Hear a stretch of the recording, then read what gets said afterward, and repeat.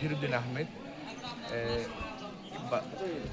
আমাদের যে আগামী যে নির্বাচন অনুষ্ঠিত হচ্ছে আজকে, সেই নির্বাচনে আমি দলীয় জোটের জামাত সমর্থিত দলীয় জোট এবং খেলাফত মজলিসের মনোনীত দেয়ালঘড়ি মার্কায় নির্বাচনের প্রতিদ্বন্দ্বিতা করছি।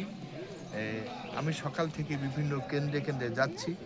এতে আমি নির্বাচন সুষ্ঠু, সুন্দর এবং ক্রেডিবল হচ্ছে ভিতরে কোনো ব্যত্যয় দেখি নাই।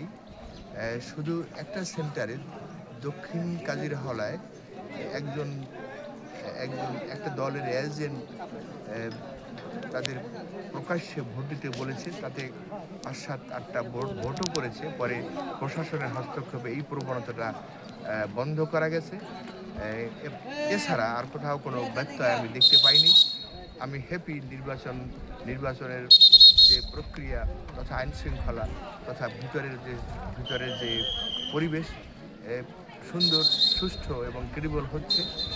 তবে ভোট কেন্দ্রের বাইরে একটু দূরত্বে ইয়াং জেনারেশনের জটলা বেঁধে থাকার প্রবণতা দেখেছি, যেটা আমাদেরকে শঙ্কিত করে। কারণ তারা ভোট কেন্দ্রের যে সমস্ত ভোটার আসেন তাদেরকে প্রভাবান্বিত করতে চান একটা দলের, একটা প্রতীকের প্রতি।